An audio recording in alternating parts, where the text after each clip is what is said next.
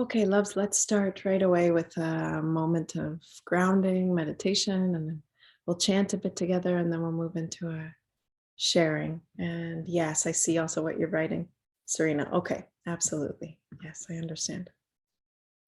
So let's find our seatedness in any way that's comfortable and also a sense of rooting and grounding, a great feeling of arrival, of being here in the tenderness and the holding space of this coming together as a women's circle. Feel the energy specific to that.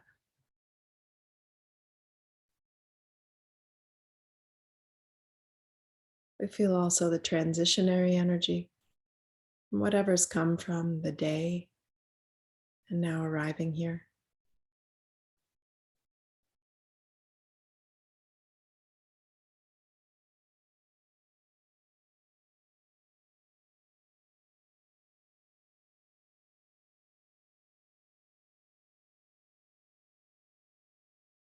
Just feeling the aliveness of being, what it is to be alive now.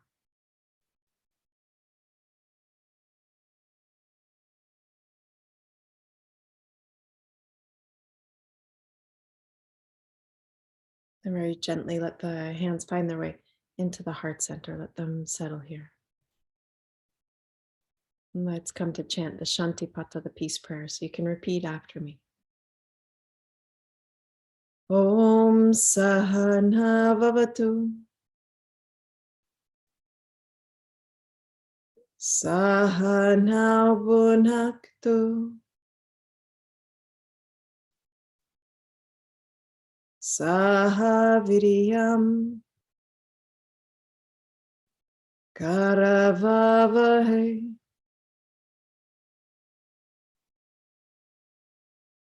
Tejasvina Vaditamastu.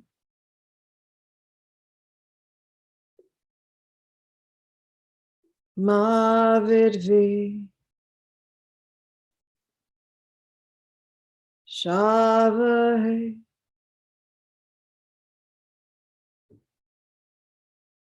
Om Shanti Shanti Shanti.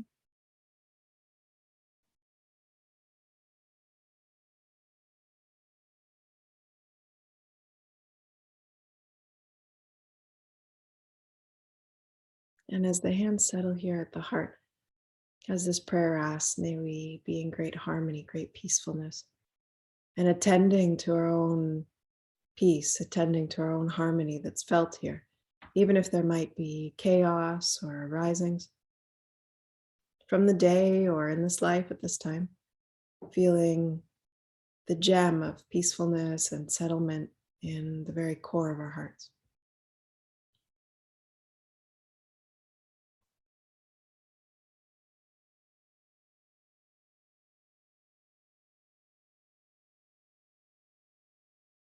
And then feeling all of those qualities of Shakti, of Prakriti that come with you now, that are here now.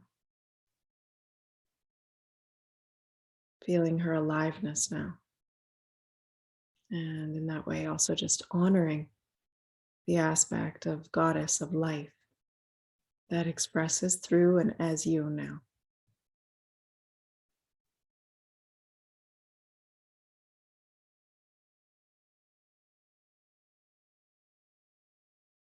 Enjoying one more full breath here. And then slowly coming to open the eyes and relax the hands.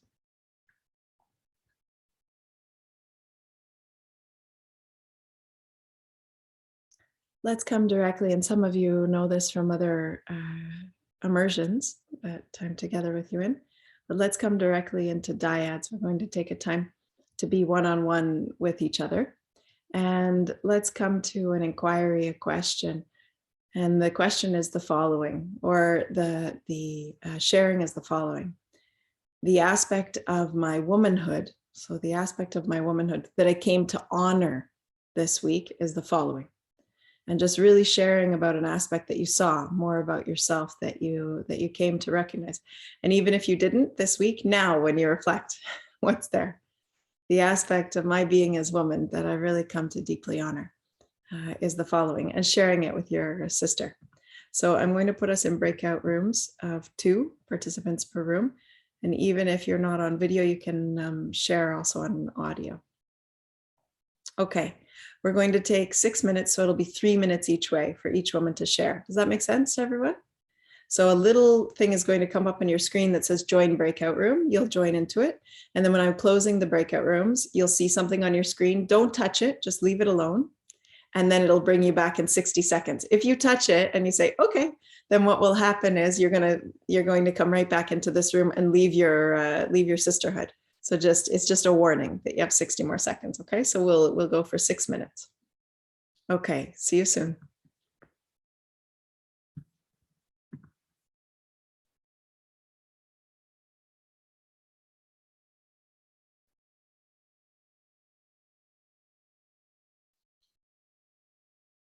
Very good. Okay, we're all back. Excellent. Was it nice to share in this way with one of the other women? Yeah, it's a very nice way. I often say this to dyads. I find them to be so nourishing to sit together in this simple yet profound way, to be in deep listening with each other. Okay, women, so I hope this last week you had some inspiration and revelation with last week's session together. And now for us to come into an infusion of today. And our intent today is to come into exploration of what I might name rhythmic rituals. So starting to come into a recognition of what Ayurveda and Tantra have to offer us around our relationship with the rhythms of nature, with the rhythms of Prakriti. So let me pull up our screen share. So exactly this. And those of you who have studied more Ayurveda with me previously, you know how much we highlight this. We highlight, and just today, actually, in the Ayurveda immersion, we were talking about exactly this. We were talking about the rhythms of seasons, the rhythms in the clock of the day, the rhythms of our lives, that Prakriti, the primary goddess energy, the nature energy, she's all about rhythming. Right. So she has so many ways in which she offers metering. She offers cadence, this dancing in a certain metering in our lives.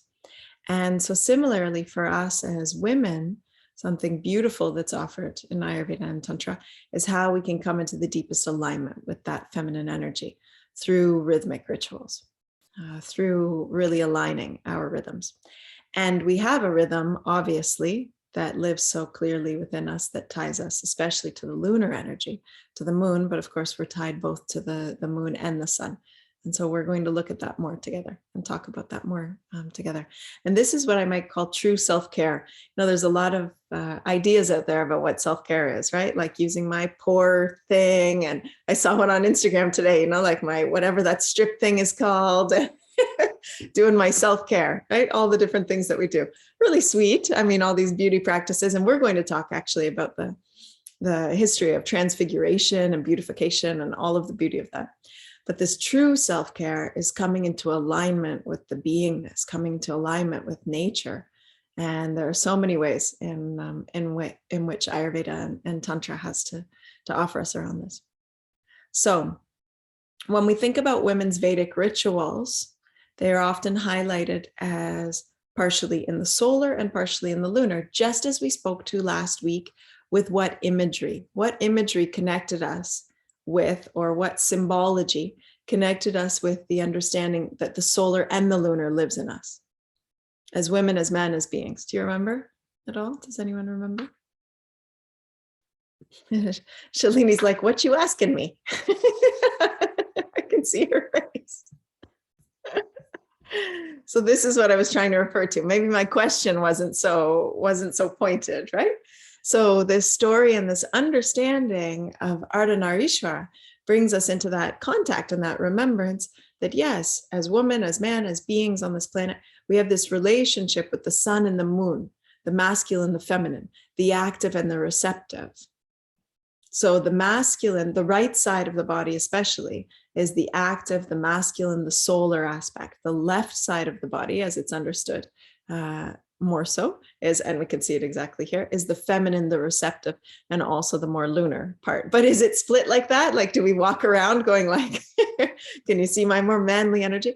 It's an interesting one. I've seen these symmetry filters that are out there now, right? When you do the try it. I haven't tried it myself, but try a symmetry filter with the right side of your face and then the left.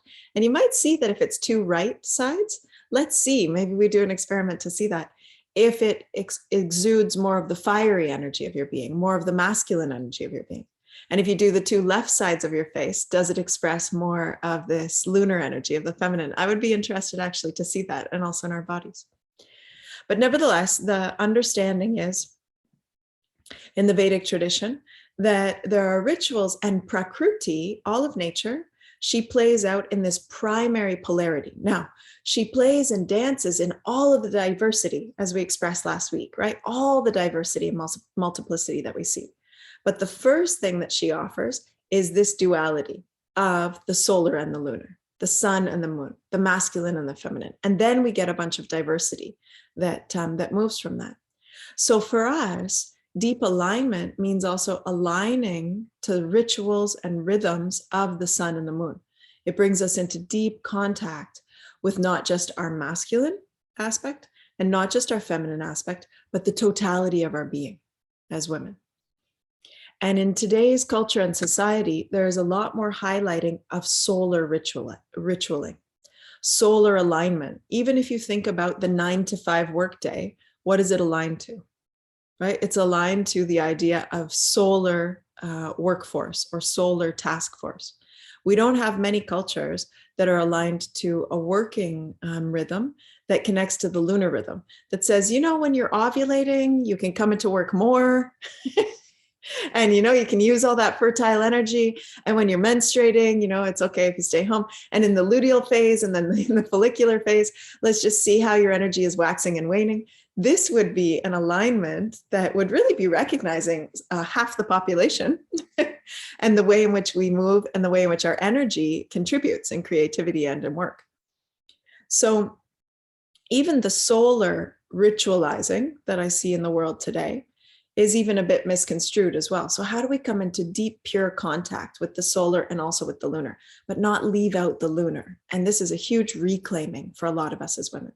Coming home to the lunar aspect of our being, coming home to the feminine, the receptive, this lunarity.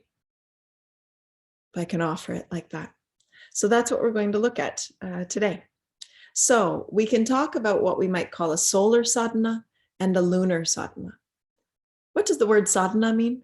Is anyone familiar with this word? Sadhana? Or as I sometimes hear our anglicized way saying, sadhana. I sometimes hear that in North America. Okay, it can mean study. Spiritual practice, yes, is more aligned to what it means, a spiritual practice. A path on some level, a yana, a path towards sad, towards truth. So a path towards truth. And unfortunately, we have limited words in English. So we use the word practice, and practice is very funny because when we say practice for anything else, it's like we're practicing to be able to do something. But sadhana really means like a path home to our own truthfulness. We don't have to practice to be our truthfulness, right? It's a funny word.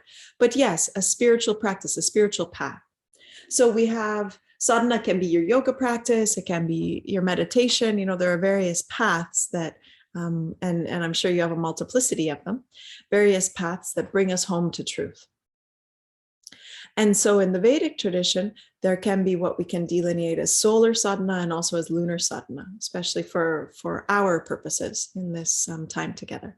And so a path of truth that connects us to the truth of the solar energy, the masculine, the fire energy, we're going to go through all those things, and another sadhana that also connects us with the lunar energy. So the solar sadhana is this alignment to the 24-hour solar cycle, right? So we have a 24-hour solar cycle each day. And we're all like, wow, okay, I've never really even just thought of it like that. That's how the sun moves, right? In a 24-hour cycle. Whereas the moon moves in what? In about a 29-day cycle. 28 and a half, 29-day cycle is how the moon moves. So this 24-hour cycle. And Surya is the word for sun in the Vedic tradition. Surya Deva means the god of the sun. It's literally revered as the sun god. And this one gives off what energies?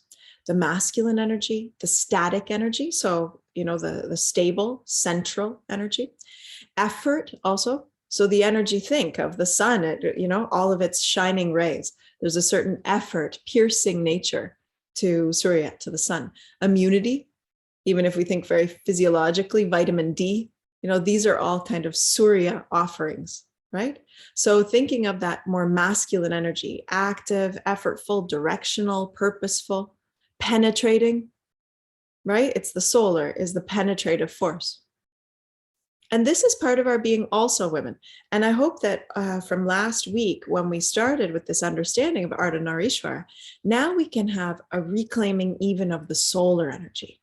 Because to come into our inner marriage, to come into the depth of our marrying within ourselves, to come into our total fullness, it means to not deny the masculine aspect of our beings, but to also give entire space for both the feminine and the masculine. And this really is when a woman comes into her resplendency, when we come into our fullness. A lot of us, out of reactionism, out of reactivity, have come to deny even the masculine energy. So it kind of pokes out in toxic ways in our being. So how can we come to really into sadhanas that allow us to appreciate all aspects, including this sadhanas, or this solar aspect? The lunar sadhana is, like I was saying before, this 29 and a half day lunar cycle. And Chandra is the word for the moon, La Luna. And so this is more the feminine, the flowing energy, the surrender, healing energy, melatonin, soft, cooling energy, the receptivity, right? So the solar energy is the piercing, the penetrating, and the moon energy is the receptive, the opening, and the receiving energy, the surrendering energy, is in Chandra. So let's look at how we can come into the deepest alignment with these two parts and thus bring this inner marrying. Have any of you heard this concept before of like the inner marriage that comes from this knowing of Ardha Narishwara? Had you heard this previously? Sometimes in English, this is shared in that way, the inner marriage. And this is a powerful thing for all of us to contemplate. I remember someone told me, I forget, you might know her name, the girl who played Hermione in Harry Potter. What's her name? The actress. Some of you are saying it, but Emma Watson. Emma Watson. Okay. Shalini tells us Emma Watson.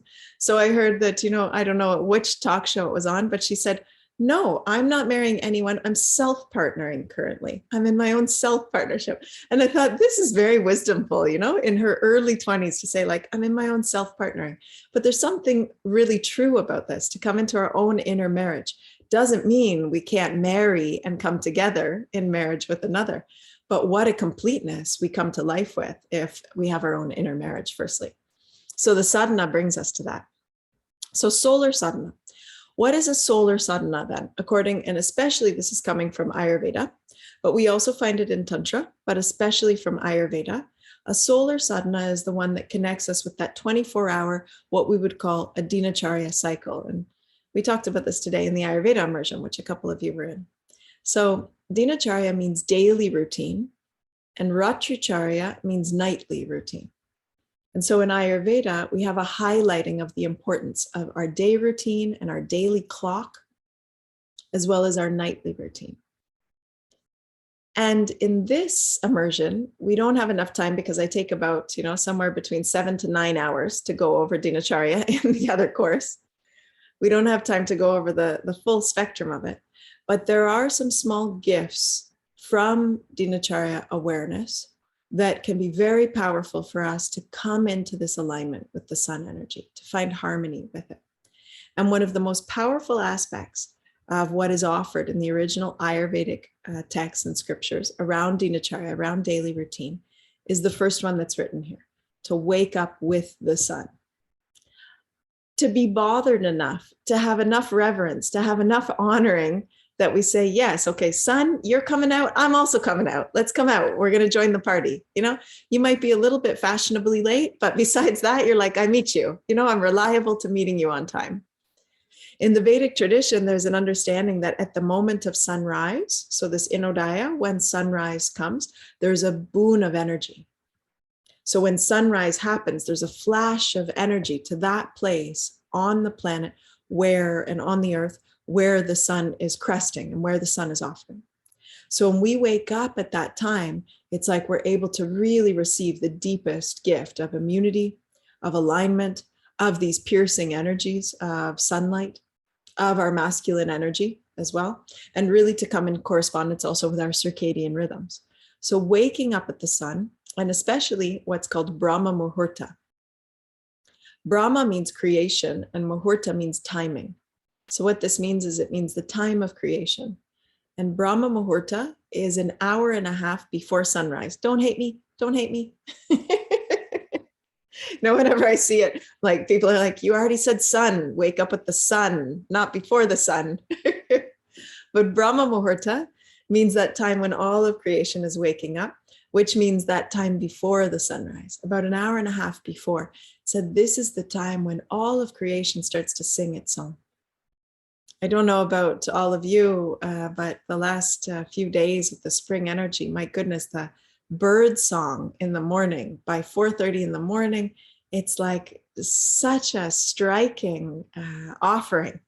And, if the sun's not waking me up, those birds are, right? With all of their creative energy and, singing for no reason, it feels like.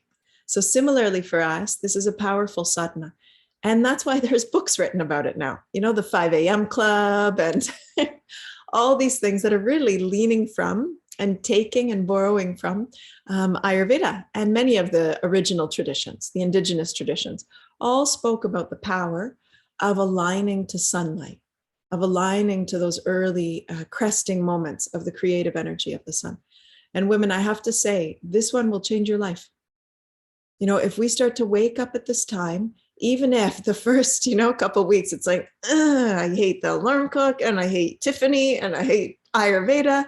It's like slowly over time, I had one woman, she was writing me, she said, every day I have so much resentment for you. It's just growing. I have a growing sense of resentment for having joined this course. And she said, she was actually a comedian. She said, it's so beautiful because it's changing my life. But now I can't not get up at this time. Like I see the difference. I see what's happening for me, what's changing. So what I suggest women is we just try even, if you're an 8 a.m. riser, you try for 7, then slowly you try for 6, 6:30. We just slowly work it backwards. And the challenge is, and I expressed this in the Ayurveda online today, the immersion today, is that a lot of us are not able to get up in the morning. Why? Because we're in sleep deficit. So it's because we're going to bed so late. Now, can we change going to bed so late? Not as much. What will happen is if we set our alarms or we get up earlier, what will necessarily happen is that we will have to go to bed earlier. We'll just end up getting so tired unless we start having naughty naps. So that's also an option. So making sure that we go to bed is really not the way to approach this, because for a lot of people, they say, okay, once I go to bed early, then I'll start getting up earlier. So if you put it the other way, if you just start getting up earlier, then you're going to notice that your nighttime routine will also follow in suit and we'll start going to bed earlier. So many of us are used to being night owls, right? Because of internet, because of all of the various things that we do, eating later, staying up later, all of it. So this waking up with the sun is the first gift that can connect us in our solar sadhana. And the next is starting the day prayerfully. So just like the sun seems to offer a prayer that all beings be nourished and blessed and that everyone on the planet be given life. That's literally, it's like it's praying to us, but we don't realize. We're like, yeah, sun, right? We have this entitlement to the sun energy.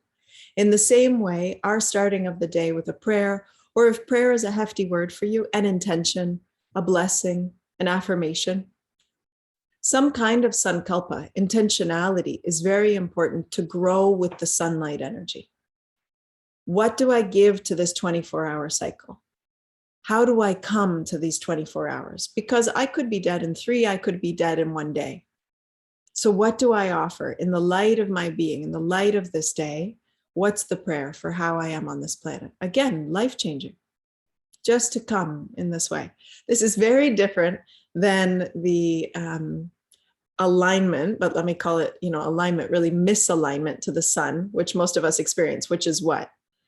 Get up at the very last minute because it's the 24-hour, 12-hour work day. Okay, I got to get up, check our whatever, Instagram and Facebook, eat some breakfast or eat our smoothie on the way to work, hate the fact that the sun rose because now I got to go off and do the tasks that I got to do.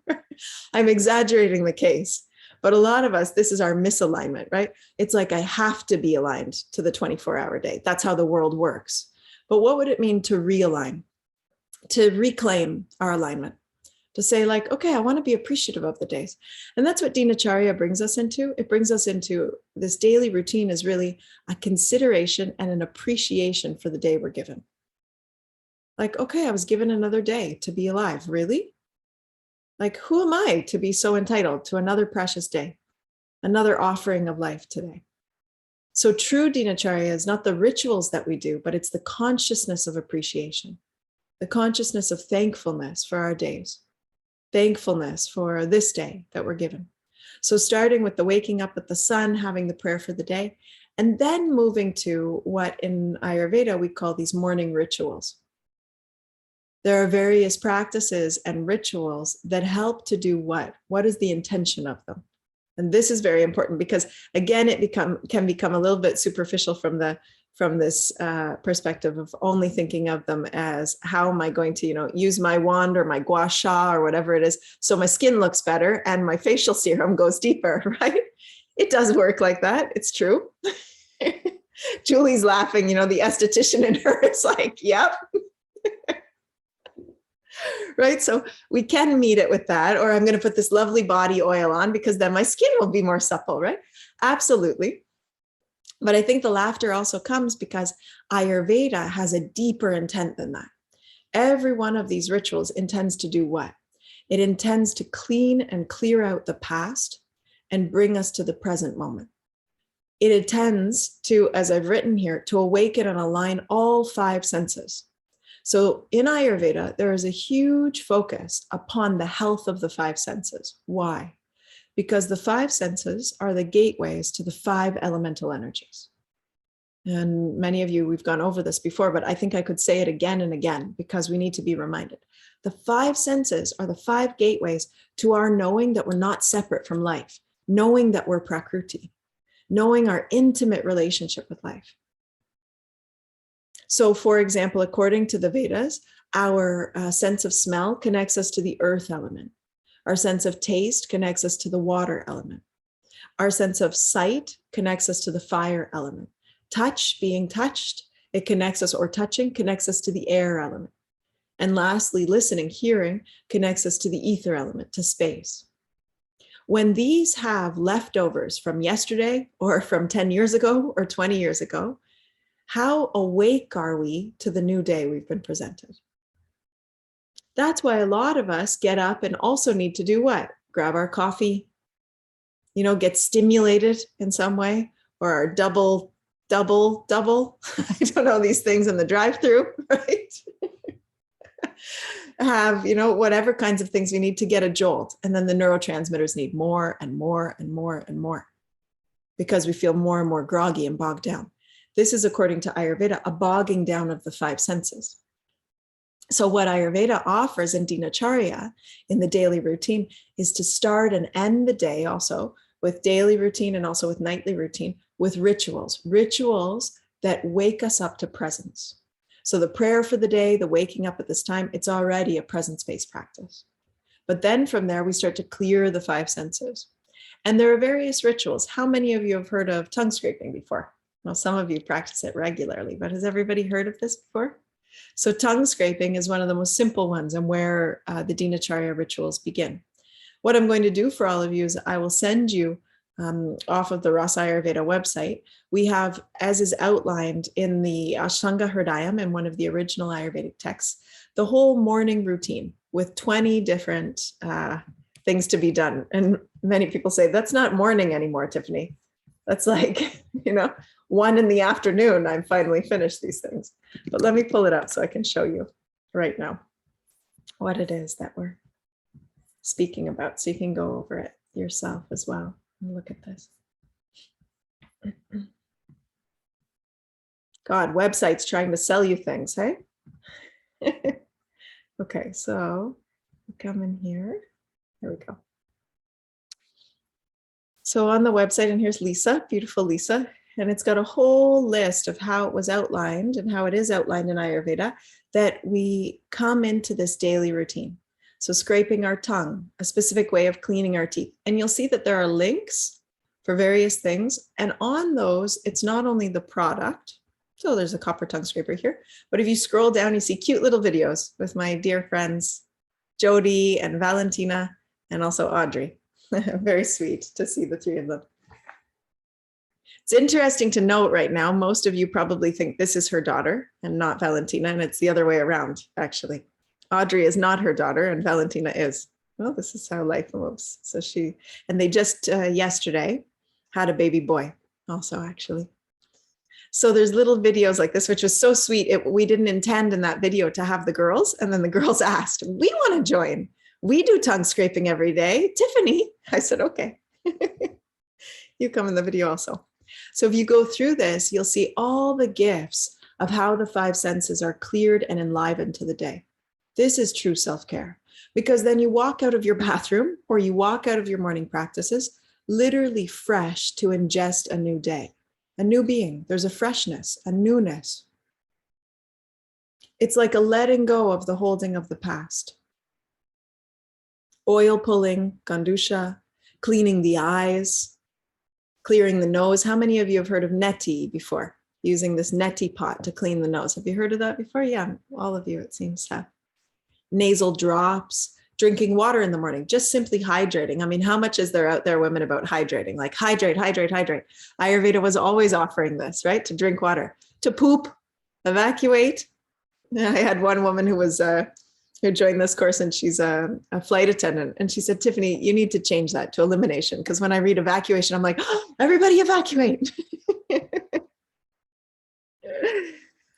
Putting oil drops in the ears, dry brushing, oiling the body, then bathing, and even how we dress is part of this consideration of the daily routine, using natural scents, natural perfumes, doing our yoga, our pranayama, our meditation, and even then having breakfast, right? Because it is before 1 o'clock, hopefully. So actually, when you get this all together, and when you start to practice some of them, you may not do all of them. And there's a whole video of Lisa going through all of them. But when you start to do this, it can take you about 45 minutes, an hour. Like, it really depends on how you arrange things. Also, you can put the oil on your body, for example, abhyanga, which I can't highlight enough for us women. And then we can make breakfast or do something, while the oil is soaking in. Or you can do your yoga practice while the oil is soaking in, or do your pranayama or meditation practice as well while the oil is soaking in.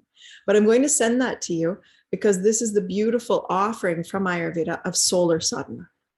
This is truly the name of the game when it comes to a solar rite, solar rituals, is dinacharya, is starting the day in this way and then starting to move through the day in alignment with the clock of the day as well. And let me pull up for you. We were exploring it today in the Ayurveda 50-hour immersion. We were exploring the Ayurvedic clock, but it's a beautiful one for you all to see. And it's the way in which Ayurveda recognizes, where is it gone? Oh, this is weird. Ayurvedic clock. There it is. Okay, let me pull this up. It's the way in which Ayurveda recognizes how the elements offer themselves and affect the different timings of the day.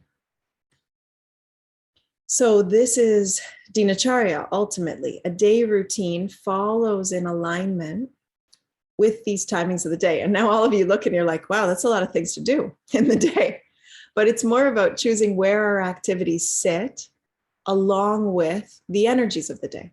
So we will have more time together where we will go through Vata, Pitta, Kapha. But as I suggested to you last week, it would also be good for all of you to just do a little bit of reading on your own about, the basics of Tridosha, because having that, then we can move forward with an understanding around that. But if you look at this clock, the time when we wake up is this time, in the Vata time, in the light time. Vata is the air and the ether, the air and the space elements.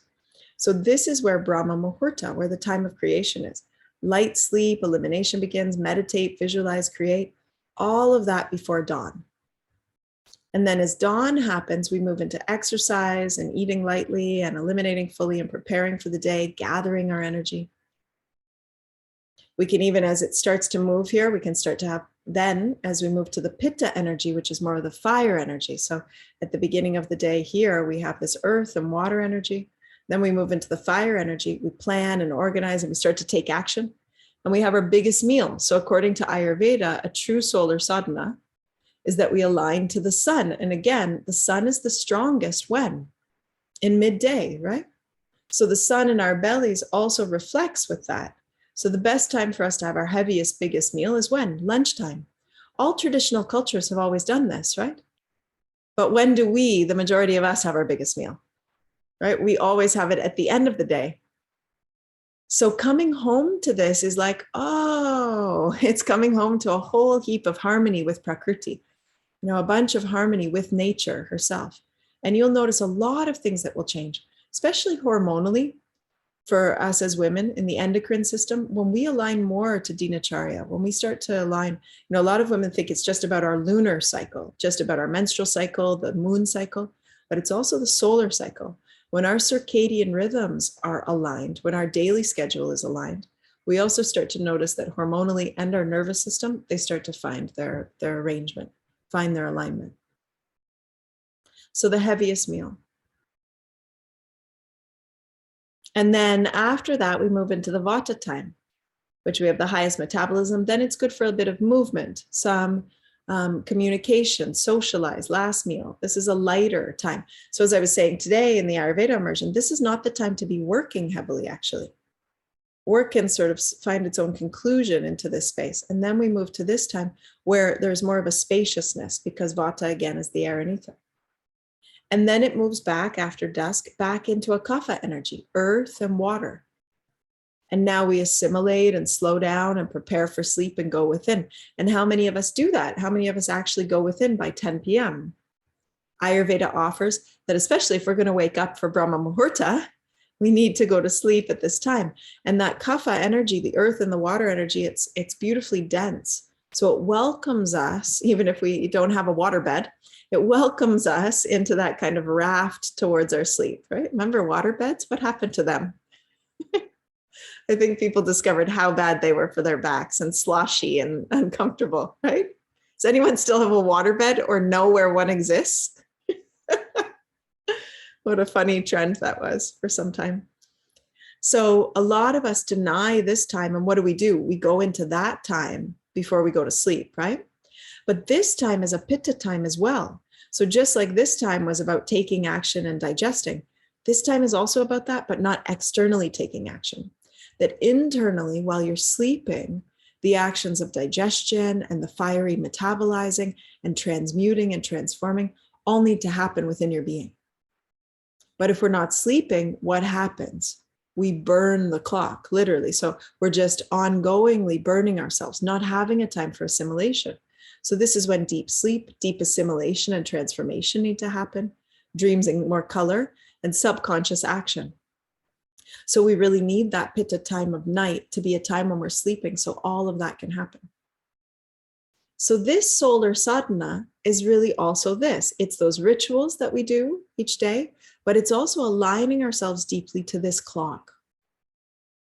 Are we aligned to this clock? And many of us can look at this clock and see the places where we're having deficits, right? The places where it could be, okay, I need to, find a bit more alignment in this way or in that way. The places where we eat, maybe. the places where we're exercising, the different things that might be there for us. So I will send you this Ayurvedic clock as well. So let's come back to our document. So those Ayurvedic morning rituals, the alignment generally to the clock. And one of the most beautiful practices, especially for us as women, that I ongoingly suggest is to do our daily body massage as what we might call self-nyasa. Nyasa means initiation or awakening. So when we do self-nyasa, it's almost like when we touch our breasts or we touch our yoni also, we're bringing loving attention to those areas so they can be awakened, initiated, woke up. So this abhyanga is self-nyasa. So abhyanga means oil application. And breast massage and yoni massage are not to be excluded from it.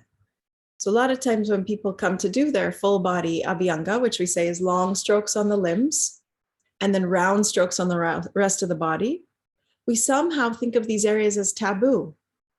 But actually Ayurveda and Tantra are offering, no, massage fully, massage into the breasts, massage into the space, also of the yoni and the groin. And like at Rasa, we have a very specific yoni oil, our sacred yoni elixir, which is more balanced for the yoni. We don't want to be giving just any oil or butter or something, like shea butter or mango butter to the oil, to the yoni because of the pH. But even if we don't use an oil, even just massaging that area. And again, we might even relegate this to either being numb, off bounds, or to being sexualized. So if I massage my breasts or I massage my yoni, it means I'm doing something sexual. It's not that it can't bring arousal and pleasure, but it's also part of the fullness of prakriti, part of the fullness of your nature, that we also have these beautiful life-giving breasts, the receptivity of our yoni, and all the power and energy well beyond being sexual objects. Well beyond that. When as women, we start to awaken these areas, much starts to occur. For example, the flow of what hormone is related to both the breasts and the yoni? Oxytocin, right? So oxytocin will start to flow, which is the love hormone. But oxytocin also flows when we hug a pet or we hug our child or we hug our partner. So it's like giving ourselves a self-initiation of a hug.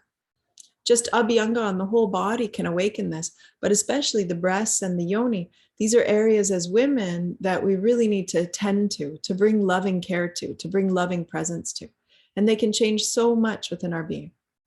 So I've put there under breast massage some of the various things that we can, some of the various oils, like sesame and castor oil, coconut, calendula, frankincense, chamomile, rose, tulsi, palmarosa. All of these are wonderful oils that can be used to make a breast butter or a breast massage. And then you can check out also on the Rasa Ayurveda website, the yoni massage oil. Just a drop or two of that offered to the whole space of the yoni is a beautiful way for us to not deny the power and the seat really of prakriti. We're going to have a whole session where we talk more about the yoni. Okay, so we're going to look at that obviously together. But yoni massage not being denied as part of abhyanga.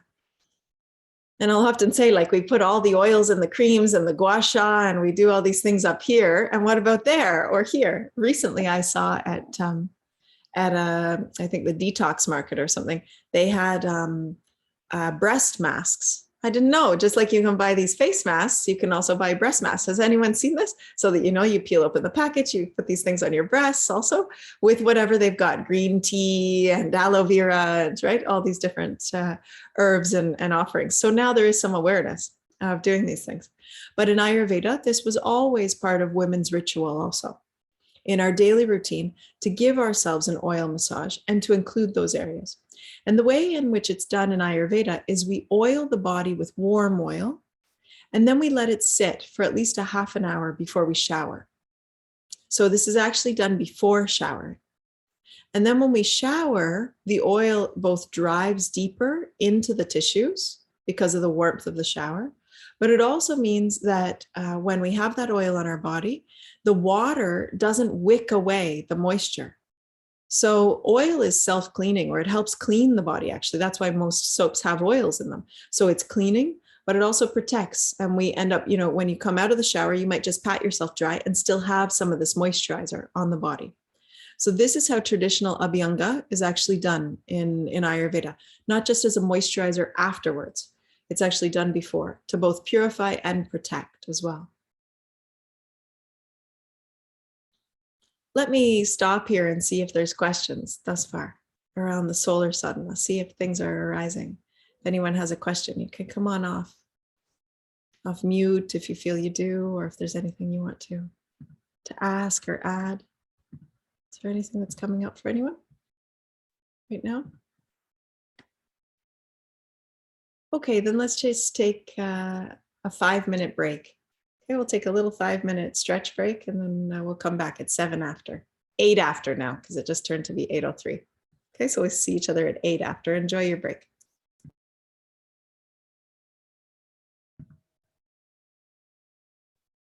Okay, so let's continue in the exploration of our solar sadhana, of this alignment to the sun energy. So following the Ayurvedic clock, we talked about water. We also talked about as part of that Ayurvedic dinacharya, really hydrating and drinking water. And other daily nourishments also for us. And I especially see this is the way in which women infuse. They bring the dynamic energy. So they can bring the dynamic energy to the day and can infuse spaces, whether it's for themselves or the beings they live with or their partnerships. Spaces can be infused with puja, with ritual, with meditation, with yoga, with sacred dance, with nature bathing, feeding ourselves and others. There's so many ways in which our sadhana can be carried out, actually. Not just thinking about our sadhana only as the formal things we do. But how do we actually engage in the arising of the days and the ways in which we explore what it is to be alive this day? So there's so many ways. And last week we talked about our voice and our vision and our vividness. Did you explore this past week? Did you contemplate it and look at it and the places where you feel that engagement or complexes? Did you notice some of that this last week? I'm seeing some head shaking. So this can also be part of our solar sadhana, our daily routine, to really, as women, engage with, okay, am I in the poise of my voice and my vision and my vividness? Do I bring that to my days? The prayer at the beginning of my day, does it also tie into that? When I wake up early in the morning and I have this prayer, do I have a prayer for this? Do I have a prayer to bring my voice and my vision onto this world? And do I also make sure that I'm doing things that increase my vividness, like sacred dance or nature bathing or making food for others, or however it might be, servitude. And also our beauty sleep, right? We use that terminology, but in Ayurveda, Ratricharya, our evening routine, is all about as well the honoring of the sun setting. Do we honor the setting sun? It's like I was saying to you before, this denial of going to bed is a certain denial of the alignment with the solar energy. And thus we see problems in our circadian rhythms, right? Why do we deny the sunset? So even being with the sunset, even if you live in a city, finding a way that you can watch the sun as it sets, even if it sets over apartment buildings, feeling the sun setting energy and then following that Ayurvedic clock into an evening routine that doesn't involve busyness and mental engagement, but instead is quiet and gives us some inner respite and really leads us to sleep. This is also part of our solar sadhana, honoring the bookends, right? So the waking up, the coming into life at the beginning of the day, and the falling to rest later in the day as well. Just this honoring, and the Vedic tradition, inclusive of Ayurveda and Tantra, had so much to say about these bookends, things that could be done. With Ratricharya, for example, with the evening routine, and I was sharing this today on the Ayurveda immersion, so some of you are getting a repeat on that level. I was sharing, the main things that we are not supposed to be doing during this time before sleep are having food. So we're actually supposed to have food earlier, just before sunset. So eating a big meal, which a lot of us do, right? Mental engagement, which a lot of us do with TV and social media and all of those things. So a lot of us are also doing mental engagement. Intensive exercise. And a lot of us choose that period after we come home from work or whatever it might be to do our exercise. It's actually not the time to do that. Just a gentle 100 steps in the evening is what's suggested. Sex. So sex is actually not suggested to be had in those later hours of the night, because this is not the most nourishing time for our sexual contact. It can be actually depleting, and it can be energizing before you go to bed, right? So a lot of us can feel that as well. It's not the best time for the alignment of sexuality. So instead, finding ways that we can gently enter into that Ratricharya, that we can give ourselves, whether it's baths or taking time for gentle reading or having gentle conversations with those around us, and doing some of those Ayurvedic rituals also. Right? So washing our face and our eyes, and maybe oiling before we take a bath, really truly having some nightly routines, maybe putting our legs up the wall, having a little bit of yoga practice also in the evenings. But if we have kids, also looking at what the engagement is, because often it's the kids go to bed and then I watch some TV or do the things, cram in the things for me, right? Do my 5-minute HIIT workout or whatever I can do once they've gone to bed, which I entirely understand and don't, because I don't have kids. So how can I say, anything about that fully? So finding our best alignment. I know we all have places where it can bring slight rearrangement that can bring some benefits. So thinking of, well, how could I have more of a conscious nighttime routine so I can be more aligned with the solar energy? And this solar energy is such an excellent one for the purpose that lives within every woman. So when we talk about vision and manifestation of vision, when we get aligned to our solar energy, that kind of directionality of our purpose and our vision becomes more possible. So when you start to really bring more alignment in your solar sadhana, you will also see that directional energy is more enlivened in you, as well as your resilience and your immunity. So it's like you can roll with the punches. Okay, that didn't work. Okay, it's okay. My passion project, I continue it in this way or that way. Curveball, right? So when the solar energy is really healthy within our being, this is how it acts. This is how it enacts. What are some other things with the solar sadhana? So before I mentioned that one of the things with solar sadhana, especially for us as women, okay, so one of the most beautiful aspects in Ayurveda and Tantra that has been highlighted, especially for women in their daily rituals, is beautification and self-adornment practices. And we see this throughout traditions, whether it's in the Persian tradition, or we see it also in ancient European traditions, in First Nations traditions, that the women had daily rites, daily rituals around beautification and self-adornment. And the question always comes up about why, right? Like, okay, if you're living in the middle of an Amazonian jungle, why do you have to put this stuff on your face? Or like, look, what's with women always having had these beautification practices? And according to Ayurveda and Tantra and the Vedic tradition, this relates to what we call self-bhakti, or we can almost call it like jiva bhakti. Bhakti for the individual, for the soul. And bhakti means devotion. That beautification, and men also had their own rituals and their own rites, but beautification is almost like a self-honoring, a self-worshiping of the divine in form. So when we go through these beautification rites, it's one thing if we think we're doing it for someone else or for approval or for worthiness or any of those things. And it's another thing if we do it in the glory of being alive. Like, I love beauty, I love aesthetics, and women tend to have this alignment. Or it can be enlivened within us as well. And it's like, we've all heard these more cliche things, right? Like, okay, if you're not feeling so sexy, go buy yourself some lingerie and wear it even under your scrubs, or whatever it is. You're going to work or you're at home, you're momming, just wear your thong anyways, rock that thong. And after a week or so, you're going to feel more sexy, right? Well, Ayurveda and Tantra took it to some of these other more beautiful rituals. Not that wearing your thong isn't also beautiful if you want to. Actually, I often suggest to free the yoni. We wear underwear way too much, in fact.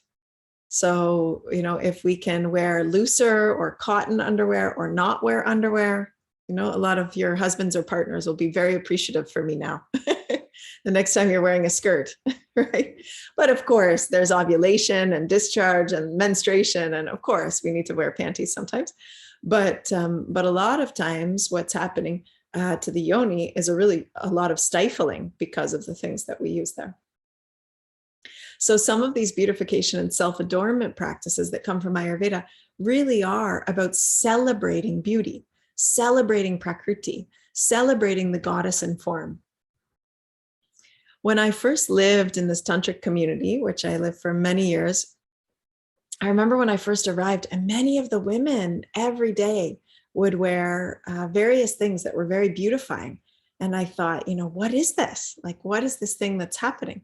And over time, it was very beautiful to start to explore, because I had hardened to some of this, and to start to explore some of these rituals and these beautification rituals, and this softening that started to happen in the inner realm, and also this deep appreciation for my embodiment. Like deep appreciation for, yes, I've also been given consciousness in form, and a thankfulness for the body. And we will have more time to explore also, but a thankfulness for pleasure in the body, for the kama that speaks here, for the pleasure and the enjoyment. When we lose touch with this self-bhakti, it really is on many levels, it can feel like a losing touch with our own self-love. So beautification and self-adornment is really not for anyone else. It's like seeing our own goddess. And transfiguration literally means that, to transfigure. Like, I thought I was a Jenny, right? And now I am the goddess Jenny, right? So like, you walk out of the house going like, this is totally different. The energy I bring to my day, I've totally transfigured myself. And of course, that woman, if we come in our days with that kind of energy, again, voice and vision become much more at the forefront of our being. It's like when we have that kind of adoration and worshipful love for who we are and what we are and all that we've come to be manifested as, then we take up space. We say, yeah, I have a place here. I adore the place that I take up.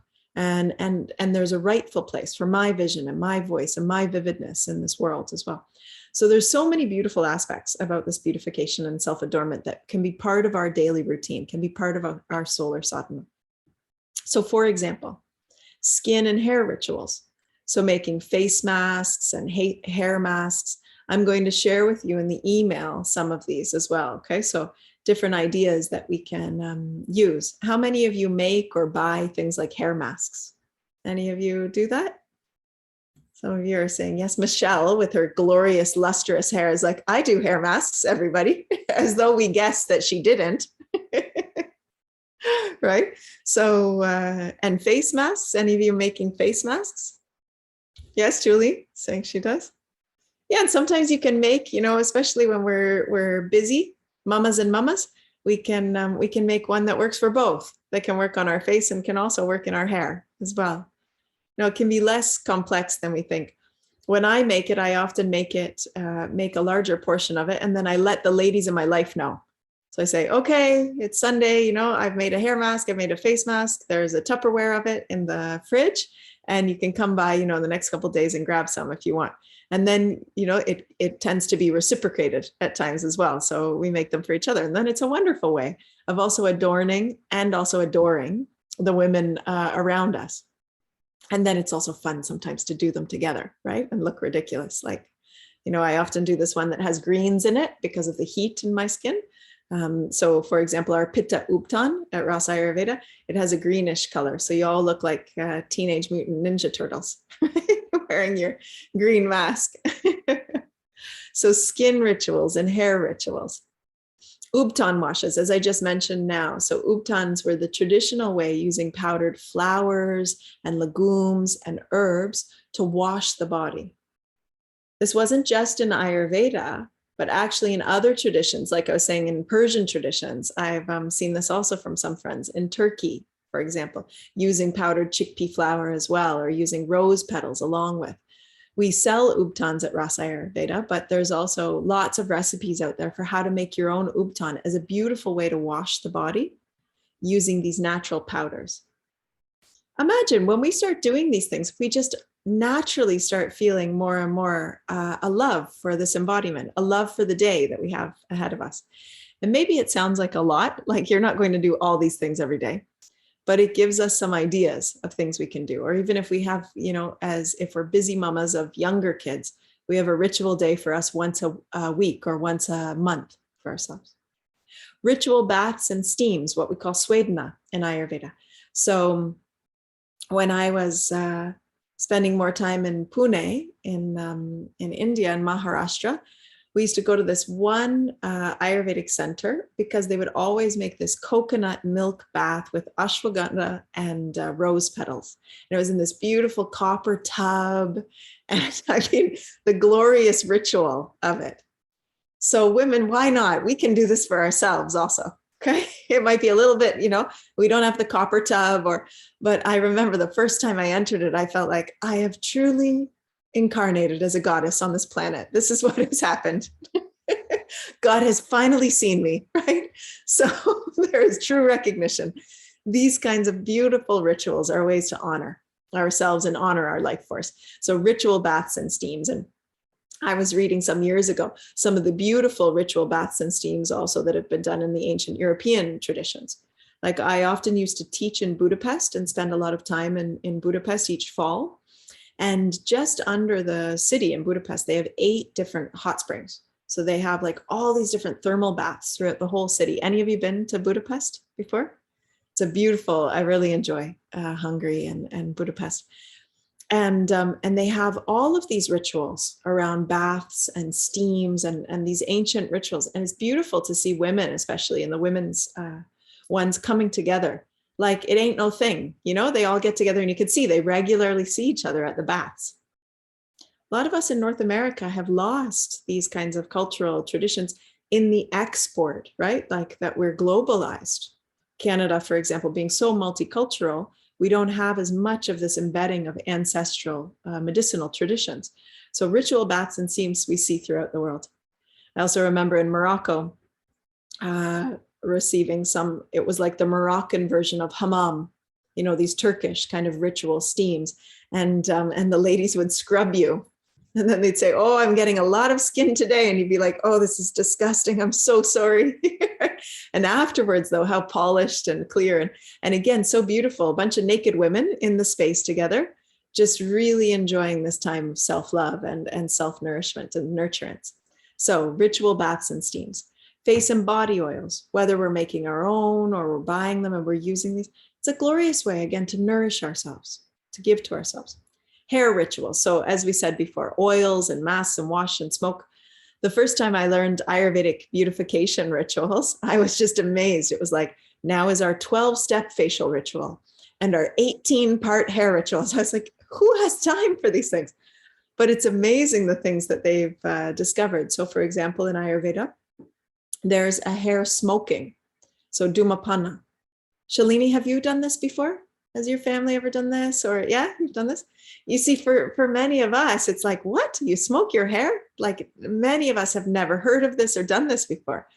And it's just like when you offer incense or smudging to a space, in the same way, you can smudge your hair. So you make a little pot and that pot may have different herbs in it, just like we might use when we smudge a space, sage. But you could put into that pot frankincense or maybe neem if there's been lice in the house or in the hair. Or we might use other herbs like brahmi or other such things that are nice for the smell into the hair as well, and for the clearing of the mind. And then literally the smoke is taken under and through all of the hair. I got my hair cut today. To the ones who were in the morning, did you notice until now? Did any of you notice Abby and Julie? I'm just realizing, actually. I saw you this morning, then I got my hair cut. And my beautiful Syrian hairdresser, I said to her, just a trim. And then she cut off like 4 inches. So that's where that went. She loves cutting my hair. She just loves cutting it. So off it went. But these beautiful hair rituals, I was actually talking to her about it. She said, oh, yes, in Syria, or is she from Lebanon, but Syrian? Anyways, she often shares with me, the different treatments that they do, the masks, the warm oiling, all of these different treatments, the natural herbs that were always used to dye, like henna, but around the world, there are different herbs similar to henna. Once years ago in Austria, I went to a Turkish, it was basically like a Turkish hair apothecary. It was very interesting. And what they did was they only did natural dyes of hair, and they had a full apothecary of herbs from around the world that tint hair. And so they would mix dependent upon your natural color. It was amazing. But you had to be in there for like 6 hours because these herbs take much longer to dye your hair, right, than chemical color. So they would do layers, different things, and then they would wrap it all up and put you in, those old heaters around your head. And it was amazing, women, the smell in the place and the rituals that they would do also to give color to the hair. So traditionally, henna also was used in the hair, not just for the color, but also for strengthening the hair, for solar protection, for sun protection. You see, there's all these traditional rituals. Indigo, also used in the hair. So, or a mixture of them can be used so that you get this, you don't get purple, and you don't, or blue, and you don't get totally red, and you get something mixed in between, which becomes like an auburn color, actually, if you mix the two together. So beautiful rituals for the hair, oiling and masking and washing and smoking. Kajal or anjanam. So kajal is eyeliner, herbal eyeliner. Let me pull it up for you. And it's part of the daily rituals. And it's one that many of you, especially those who have been in the Ayurveda immersion, have got more turned on to. And it's something that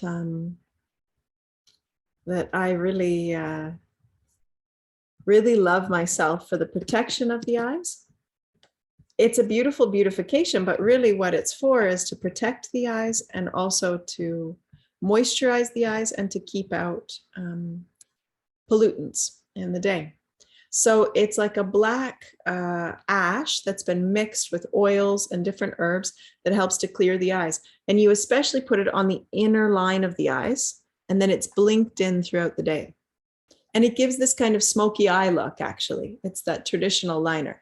Now you can't see it on me because the day has kind of, gone and a lot of it has been absorbed. But in the morning, it's quite evident, right? So it gives this beautiful eye lining.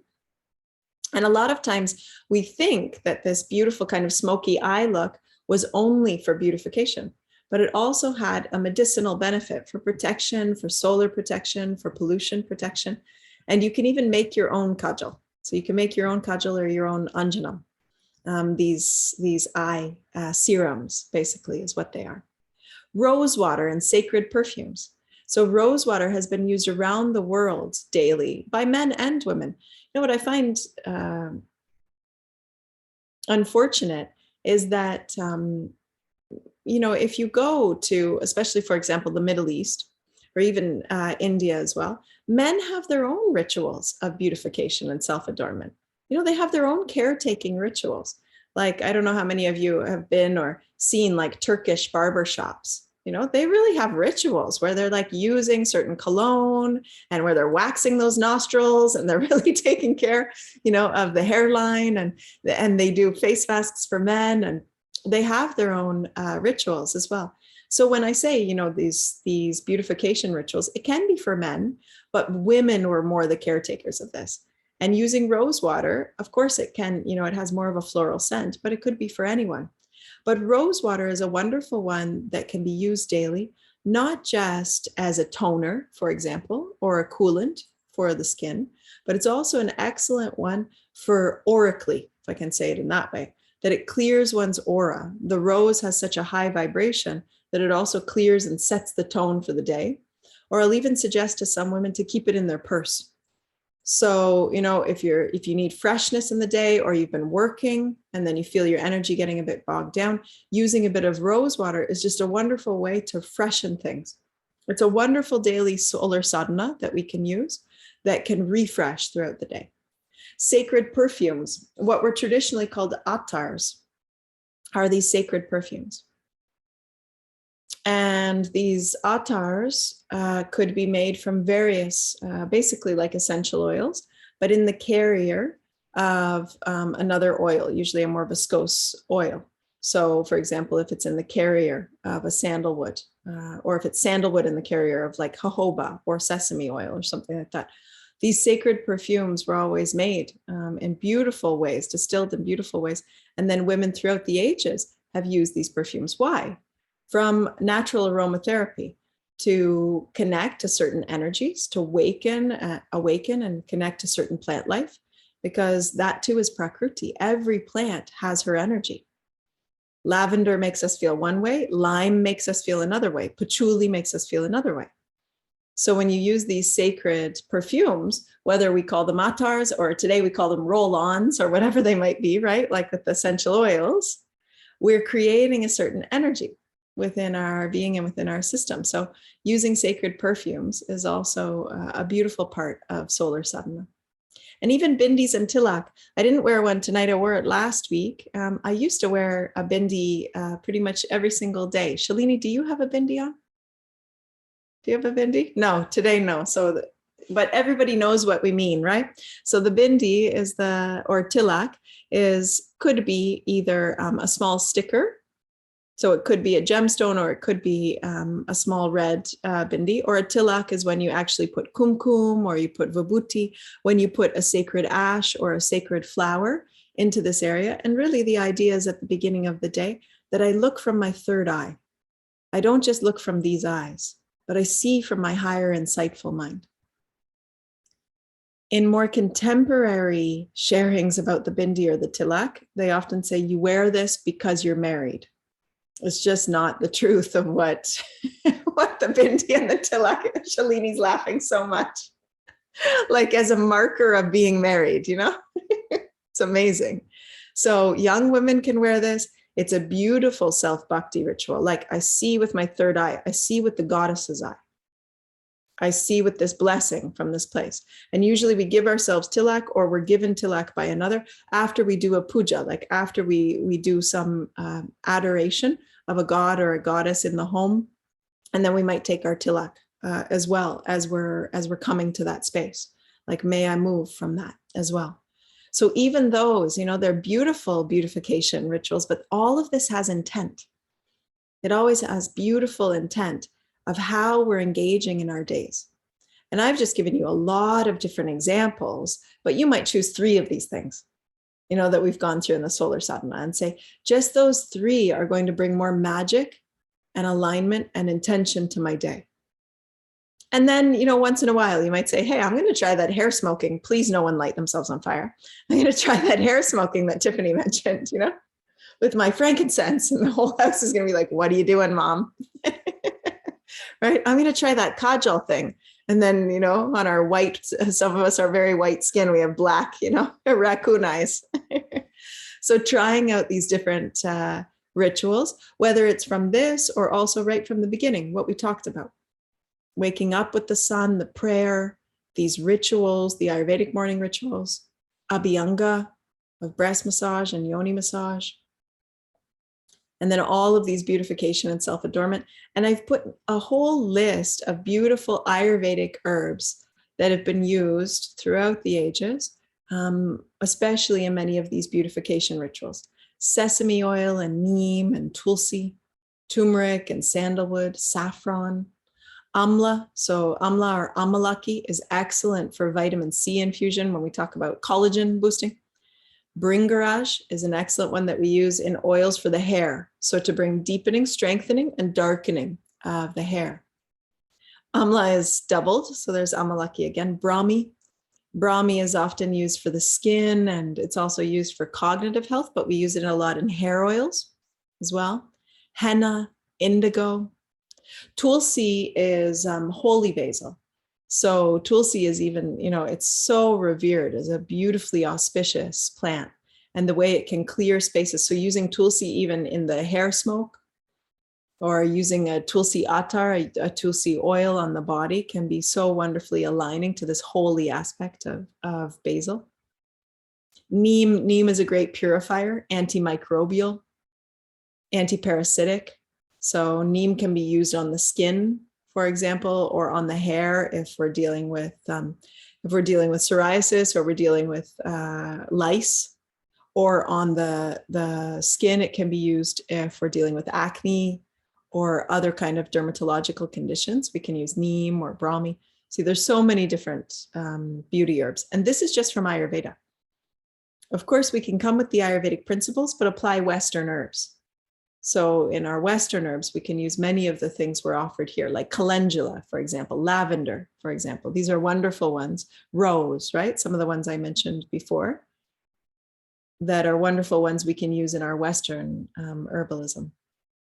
So whether it's some of those rituals and then the daily nourishment, like we were mentioning about some of the daily nourishing things we can do in our solar sadhana. So now you have no time to work.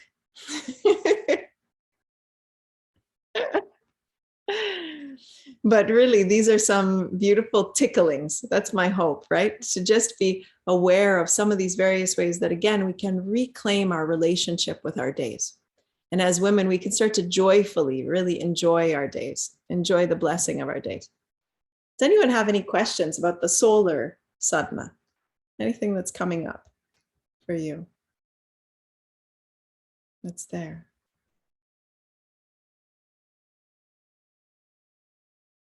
Anything that's arising in general. I want to check and see if we have any arisings in general that are coming up for us.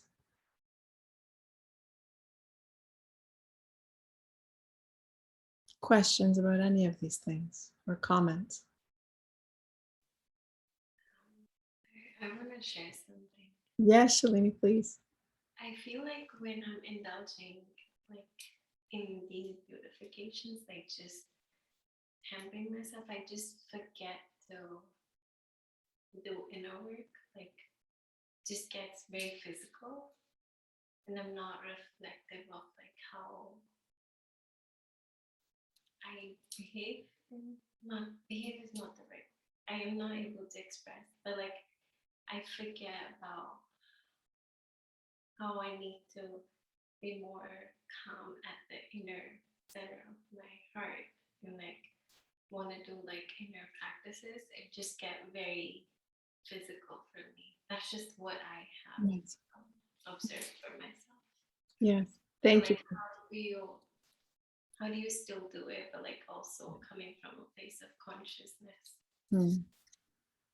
Oh, thank you so much for sharing this, Shalini, because I think that can be a reality for many of us, right? We end up going a little bit through the motions and it becomes more, skin deep. It's like it becomes a bit more just bodily and a little less ritualized. And I think one of the aspects of it is coming to it again and again so that we can develop a relationship with it, firstly, right? Like at the beginning, it really can feel like, but not that you haven't been, Shalini, because I know you've been developing relationships with these practices. And then the other is that we do have spaciousness. A lot of us don't have spaciousness in our lives. So we're having to get it in before we get to work or when we get home, or we're already depleted or tired, or we're even depleted and tired thinking about doing these things before we move to our tasks, the various things we have to do in our day. So I think that's really important. It's better to just choose a Saturday or a Sunday if you have some room for it than to try to rush it in, because then, of course, it becomes more mental, more physical, more vital the way we're doing it, rather than it being really a nourishing, spacious practice for us as well, because we just don't feel we have as much space. And then also being with the sensation of numbness that comes up sometimes, I think, Shalini, like the block to really, we're doing breast massage and we might just feel like, yeah, okay, I'm just rubbing my breast. That's what's happening. And then just being with the block of that, like, why do I feel numb around this? And being in an inquiry, like I was taught to not self-touch or whatever it might be. I've thought of these taboos, or I've held these taboos in my being for so long, and then being with it again and again to see what rises up to the surface, and being okay with the fact that at times it feels like a block is there. And then just approaching the block yet again and yet again. But especially that giving ourselves more space and time, I feel, is a really important one, and probably an important one for you also, Shalini. How does this all land for you? Does it touch your question?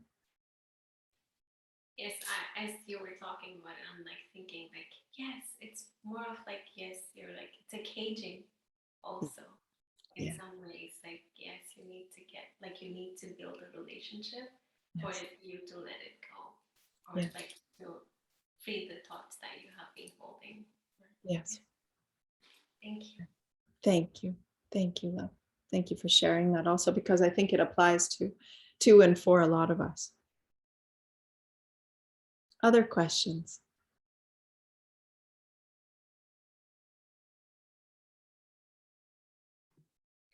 This is not Okay. so much a Yes, question as a Julie? comment.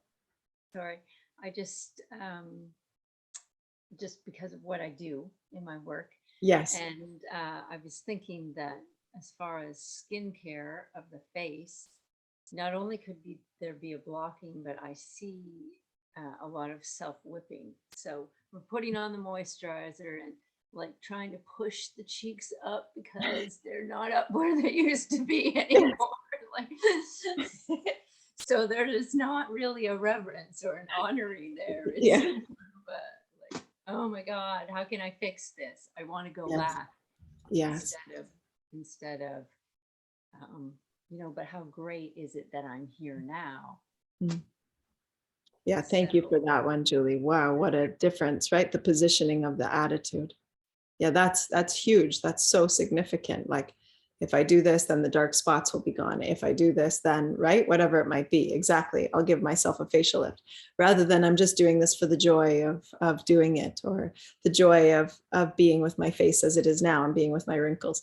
I mean, it's unfortunate because Zoom, it doesn't really show the expression of really how all of our skin is, right? So, I mean, mine is much more wrinkled and creased than this screen shows, right? So just having and honoring, absolutely, for time and timelessness, but time as it appears in these time bodies, what it causes and creates. And the wisdom Yes. that it brings. Yeah. Yes. Thank you for that, Julie. Anything else from anyone else? Anything else you're wanting to share? I'll share. Yes, Abby. Oh, sorry. No, please. I was just gonna say that when I first started the Dinacharya, and even like doing it now, I find some mornings I just want to not do it. I just want to have my shower and get ready. But when I skip a step or I choose that, I notice a difference. So now I'm like stopping myself from like, no, just do it, because you're feeling a difference, even though I can't fully understand it. Like in my mind, I feel it, so I do it and I feel better.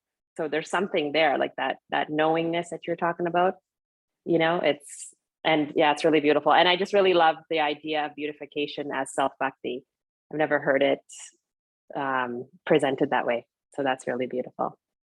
Yes, wonderful. So maybe next week we all come and everyone's got their everything on for our evening tea ceremony, which is basically what we're having together. Any other sharings? Okay, then in the remaining time, let's come to the lunar sadhana, because it's a little less complex. As far as what we can do is we can take some of those solar sadhana rituals and we can bring them into different times of the lunar sadhana. But it's more about us being aware of what even this moon cycle is, starting to have reverence and awareness of the moon cycle, not just the 24-hour solar cycle, but now how do I also bring marriage with the lunar cycle? And we will take more time to come to inherently understand how the lunar cycle lives so intimately within us as women, because it lives within our yonis. But it lives here for all beings, but for women especially, we are much more tied to the lunar cycling. And we could call it Chandracharya. Now, it isn't called this. Okay, there isn't a name for this, but I wish there was. I wish that we would have like a female poetess, a female Ayurvedic, saint, who came up with our own Chandracharya. Now, there was in the original Ayurvedic text awareness of the moon cycling. Of course, there absolutely is as well. But because more of these things were written and prescribed by men, we don't have as much honoring. So when we talk about Ayurveda now, I feel it's very important, and Tantra now, that we dive into this even more deeply, that we really apply these principles for today. And we look at what would a Chandracharya look like? What is a lunar cycling? What does it look like? And how can we re-intimize, bring a re-intimacy with the lunar cycle and with the moon? So the lunar rhythm in our wombs, with or without menstruation. So just having a womb, and even if we only energetically have a womb, if we've had a hysterectomy, if we've had the physicality of it removed, it goes back to what we expressed last week, that there's still the karma of having been born as woman. So because of that, we have a karmic tie also to the lunar cycling. So it doesn't require just the physical body parts or the physical manifestation of menstruation. That's just one part of it, right? How can we say that these great goddess sage women who are well past menopause are not connected to the moon? Right? You can see that there's even more of a pervasive moon connection that has happened over time, right? It's percolated and found its way in deep integration. So the lunar rhythm lives in the womb of our being, especially as women. And lunar sadhana is really about aligning ourselves, especially to the whole flow of this 29-day cycle, and particularly becoming aware of the phases of the waxing and the waning moon, and what we call in Ayurveda and Tantra, in the Vedic tradition, new moon and full moon, Amavasya and Purnima. These two timings of the month have always had rituals associated with them. And in the more Shaktism traditions, so the traditions that revere the feminine and all the goddess forms in the Vedic tradition, they would often have prayerful pujas, etc., at the temples. So ones that you might know of, Lakshmi, for example, Durga, Saraswati, you might have heard of these more often. So if you go to these temples, often on Amavasya and also on Purnima, there's even more ritual because there's a recognition of the feminine power that relates to how the moon is cycling during those days. And the way in which the moon truly brings reflection, so reflection of the energy. And in that way, as women, as we start to reaffirm and reacquaint in our relationship with the moon, we also, with Amavasya and with Purnima, we start to see what is reflected in our being. The reflections of our being that are brought up to the surface. And Amavasya, new moon, corresponds to what kind of energy? It is the welcoming of the waxing. So the welcoming of when we think about Amavasya, of new moon, we want to think about emptiness. Everything has emptied away. Now we're in black moon, no moon. The sky is dark. So we've really welcomed this full emptying, and now we're going to welcome growth, waxing. We're going to, after the moment of Amavasya, after the moment of new moon, we welcome that everything is growing towards the full moon. And when you start to align your months much more with these lunar awarenesses, you also start to align your voice, your vision, your vividness.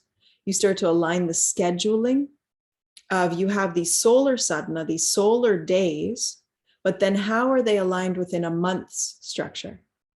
If we try to manifest something on, for example, 2 days before Amavasya, it will have a very different energy than if we try to manifest something after, a couple days after Amavasya, we move towards planting a seed to manifest. You see, the few days before Amavasya, all the last things are being let go of. It's the emptying out. So it's not the time to plant seeds. It's not the time to plant the seeds in our garden, but plant the seeds in the garden of ourselves either. But we haven't been taught a lot of these things. So learning this ritual of relationship with the moon cycle, we start to really empower ourselves even more. So the new moon, Amavasya, when it comes, and there's always this ritual in the Vedic tradition of the 4 days, so the 3 days leading up to, and then the day of new moon or full moon, that those days we really come into intentional relationship with, okay, I'm welcoming and letting go and being with the emptying out. Certain things may need to be let go of in my house, in my habits, in my rituals, in my relationship, in my work. Being okay with the impermanence and really being honoring of it. In her emptying, in the release of this energy, because that's really what's happening. When moon is full, there's a lot of energy. When moon is empty, everything gets static and quiet. So in this dying away, what am I willing to let go of? What am I willing to allow for there to be a death of? And sometimes something's been sitting here, right? And we've been like, no, right? Like, just like, no way, not that thing. I don't want to let it go. And then it's like, okay, it's really apparent. It needs to be released. It needs to be relinquished. And we can pray on it and be with it. But when we start to align to these timings, the life moves in so much more flow. And our feminine empowerment starts to be actualized even more. So the letting go is about what? I mean, when we empty our space, then it means we have more space for what? For growth and rebirth.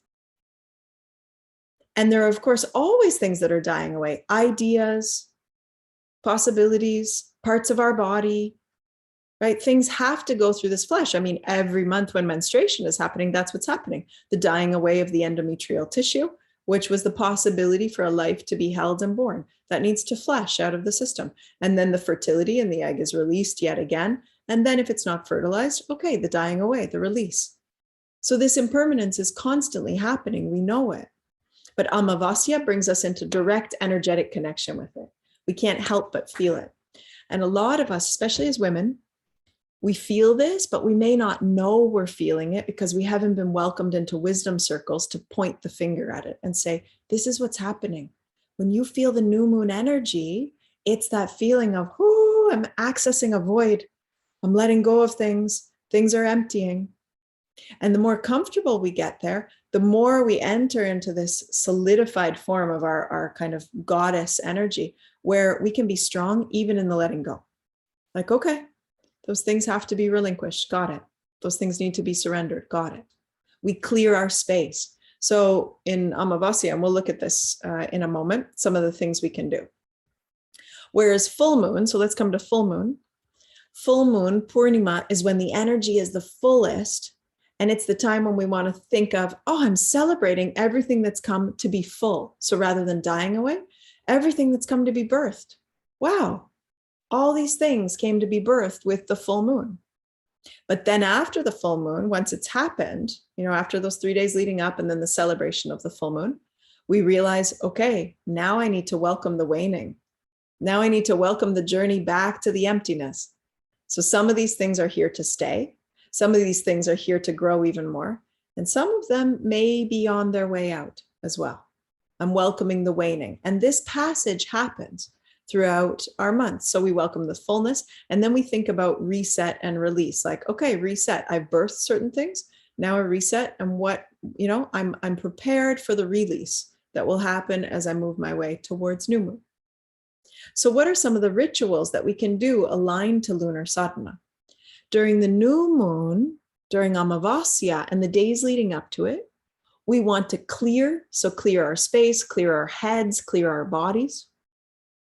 So do a little bit of a fast, a khichdi cleanse, do a little bit lighter fruits or juices, things like that. This is wonderful to do on the new moon or even leading up to it.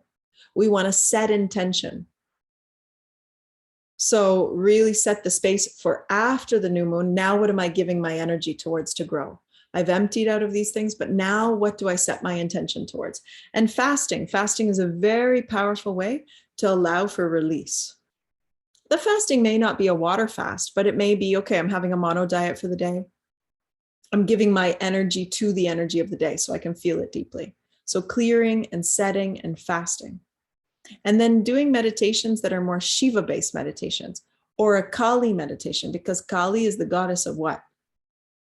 She's the goddess of time and the ego, and we will look at her more at the end of our 5 weeks together. But she's the one that chops the head of the ego.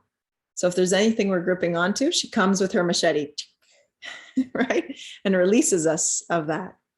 So even Kali meditation or Kali worship can be wonderful on Amavasya, because it can be like, okay, Kali, give me the strength to chop what's not needed or to be chopped.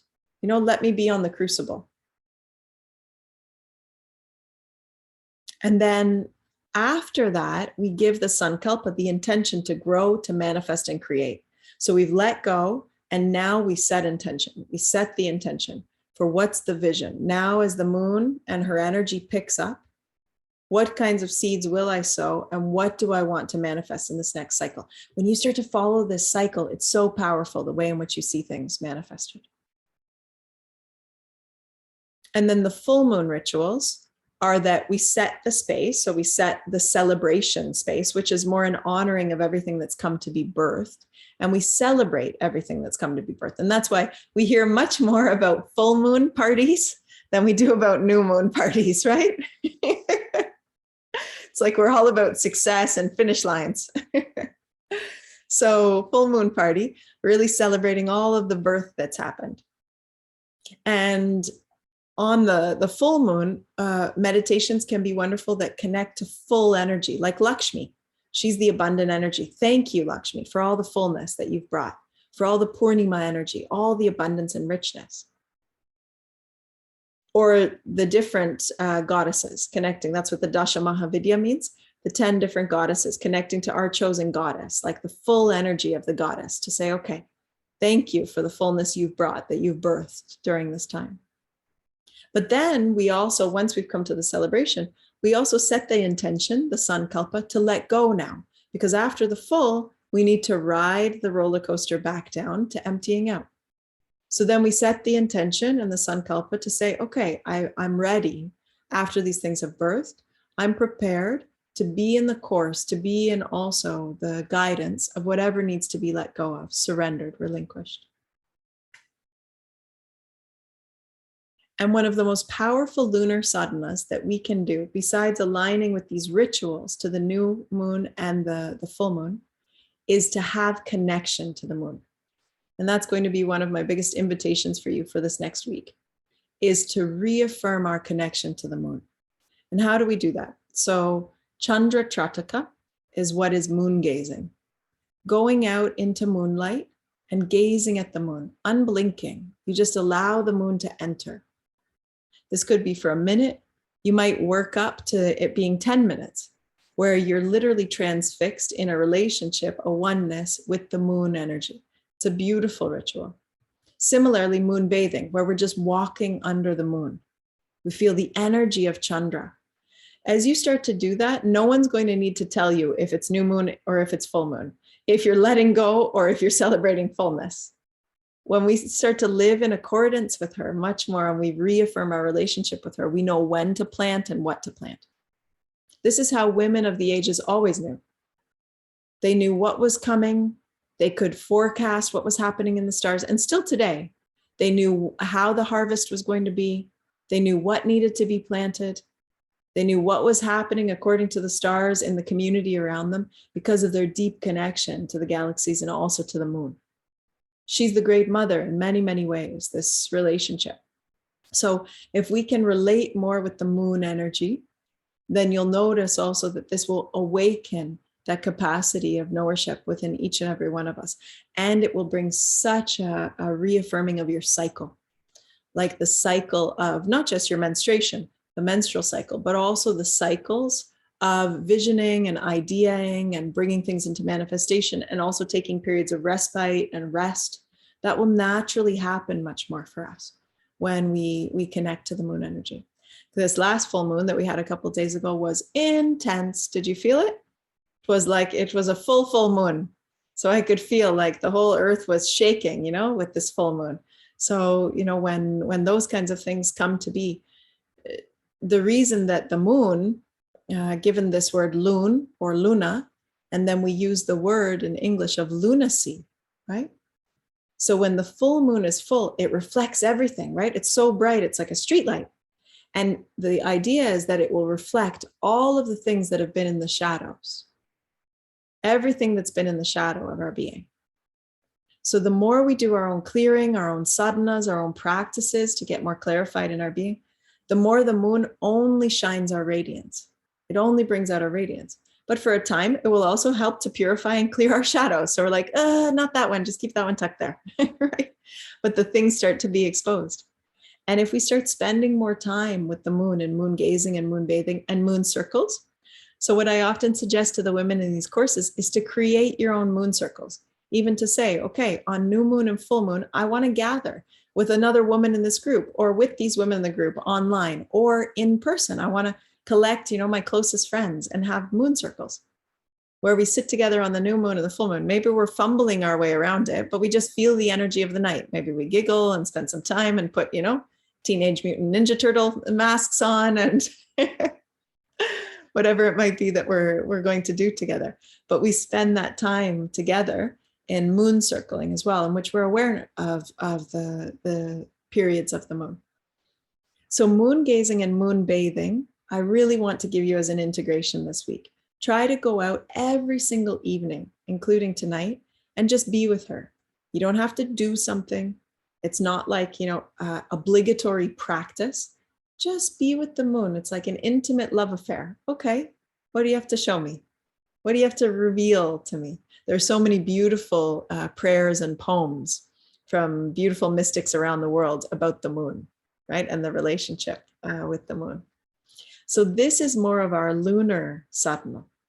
And with that, there are rituals that we can do around the new moon and the full moon, even that relate, like I was saying before, with our solar sadhana, like our beautification rituals.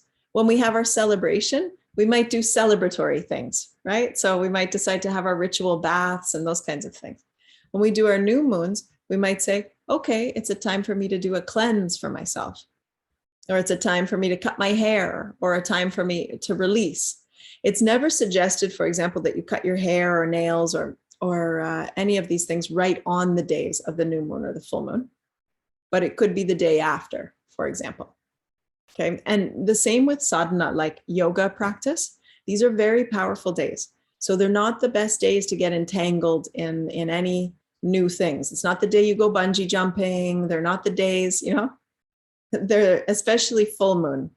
It's even known by people who work in health fields that on full moon, the emergency room, for example, in hospitals will just be pumping.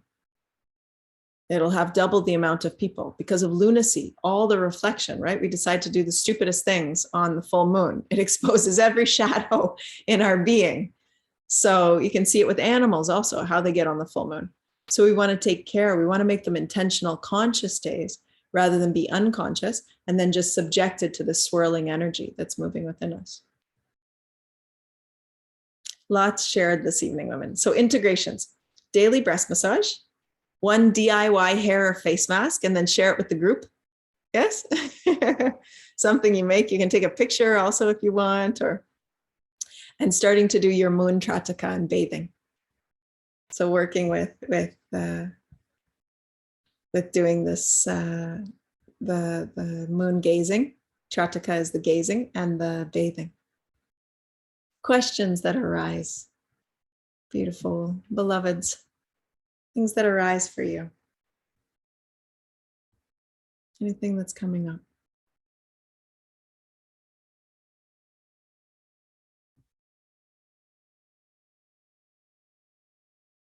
Every group has their own configuration energy, and I feel in this group such a sweetness, I have to say. I can feel the energy of the sweet, and I don't know how else to express it to you. And also a true receptivity. Like I feel this open, sweet receptivity in this group, which is very lovely to be with. Not that you can't be directional and fierce also, okay? But I'm just saying that I can feel that as well with this group, which is a beautiful thing to sit with. I feel very nourished to be with all of you. Just before the call this evening, I had some tenderness just in my family dynamic. And what a nourishment to be able to come together. And I'm sure I'm not the only one, right? We all have our own lives and things that are occurring, and then we can come and sit together in Sangha. So the power of transformation and transmutation and avoidance. 2 hours of sattvic avoidance. Any final sharings or anything that's there? I have a question. Yes. And this might be a little too cerebral, but is there some sort of like calendar for the moon? Like, because I know that there was just a full moon, but honestly, I wouldn't have known unless people were sharing it on social media. Like, it's terrible that I don't even have time to look outside, which is part of the issue, I guess. But how do we know when that's happening? Great question. Okay, good. So there's different apps. I have this app. It's interesting. It's the only one you can really see. So it's called Moon Phase. This is just one of many different apps. So you can download this app, which is Moon Phase, and it shows exactly where we are in the waxing or the waning. So this one shows right now, you can't see it, it's a bit blurry, but it says the waning gibbous, and we're in 88% waning. So it shows through the whole thing, and then it'll show when we're going to get to the new moon, right? So our next new moon is going to be on Monday, the 30th at 0% fully. So it shows, how it's coming. And it'll show you various details about that as well. The moon age, 29.3 days, the moon will be at that point. So lots of, and what the moon zodiac is, the Gemini. But absolutely, like the farmer's almanac used to be a moon calendar also, because planting by the moon, right? Planting by these moon cycles. And this is how we always planted food as well, was according to these. So there are hard copy schedules. And even if you look it up online, I've seen even on Etsy, people do beautiful moon calendars for the whole year. So you might want to support something like that, or have a physical copy, or I think it's a printable copy, that they've done beautiful graphics that show you the different phases. Then you can start to see also how your cycle, how your menstrual cycle relates to that, how the cycle of your workload or your purposefulness, how that relates to that. It can be very powerful. So what I suggest to do is, yes, of course, use this also, because a lot of us, we're going to try with our moon trataka and connection and moon relating and intimacy, but also after each, oh good, Shalini's putting the moon and Moonly. So those are other apps. It can be very good at the beginning of each month just to look at, okay, when's the new moon, when's the full moon? Like, let me get prepared, put it in my calendar the 3 days before. When is Amavasya going to be? When is Purnima going to be? And to start to have more and more relationship with those. So absolutely, there are lots of apps and calendars, Abby. And there's lots more, there's a revival of this happening also right now. So because of that revival, there's lots more intentional practices. Some of those wonderful, some of those way out in the ethereal new age sphere. So some of them not really related to the Vedic tradition so much, but you can play in all spaces in between that, right? And see how it inspires you. Because of course, there's the pagan tradition, the Celtic tradition, you know, like my ancestral tradition coming from Scotland, there's a whole host of things related to moon cycling. So this has been something that I'm only more recently discovering. Funny that the Vedic tradition I'm more aligned with, right, than this Celtic tradition, but it's interesting to learn more about it as well. Other questions? Sorry, can I say one more thing? Yes. I was gonna say, it's funny too how children are really in tune with this. Yes. And so sometimes we'll be like, what's going on with the kids? Oh, it's a full moon. Yes. It's just that energy. Yes. Yeah, they're much more transparent to it, right? We've built up a lot of veils, or we think we have. I mean, usually the people around us can say, what's going on, right? Then we're like, oh yeah, it's full moon.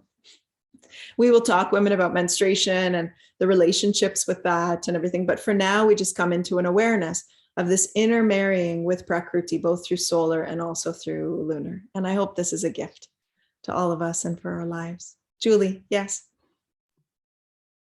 Just wanted to ask, is there a time where it's recommended to do things more like having like a body polish or exfoliation of the face, masking of the face, and a time where it's less recommended according to the moon?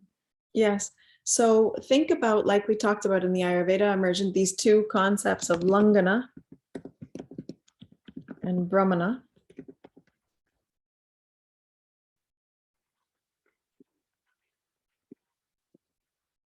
So the first is cleansing, purifying, and the second is nourishing. And think about them in their relationship to new moon, Amavasya, is more cleansing, and full moon is more Brahmana, nourishing. So as we come to the rituals of those days, you can think about it like that. Like, I use more cleansing, the more cleansing practices, the more Lingana around new moon. And I use the more Brahmana practices, the more nourishing practices as I lead towards full moon. Does that make sense when I say that? So the polishing or cleansing or clearing, or I don't know, like I was saying, the pore strips or things like that, maybe that's all more Lingana, right? It would be, yes. Thank you. I also wanted to say, clients change their appointments all around the full moon. Yeah. It's amazing. Yes. Yes. There's going to be any week that changes fast. That's the week. Yes. Absolutely. Any other last things that are there? Okay, let's come to chant together. So I welcome you to bring the hands into the heart space, and you can repeat after me. Om Sarve Bhavantu Sukhinaha.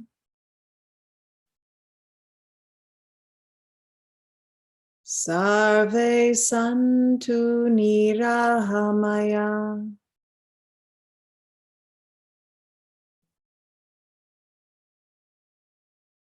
Sarve Bhadrani Pashantu.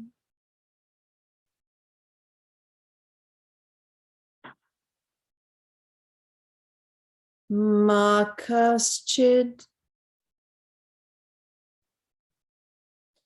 dukkha bhag bhave.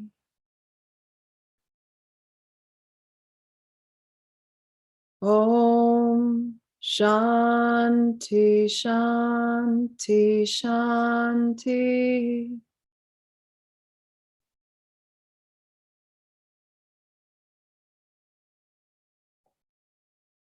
As this prayer asks, may there be no strife, no illness, no suffering, no ignorance. May we come to great peace. In that way, may all of these gifts of the Vedic tradition, especially for us in this journey of womanhood, may they bring more clarity, more freedom, more joy, and more presence to the path that we walk. And may we be true beacons of all of these qualities onto this planet at this time. Om. Namaste.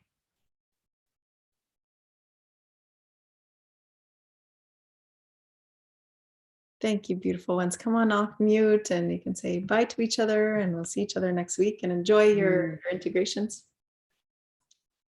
Bye, everyone. Thank you. Good night, all. Good night. Bye, friends.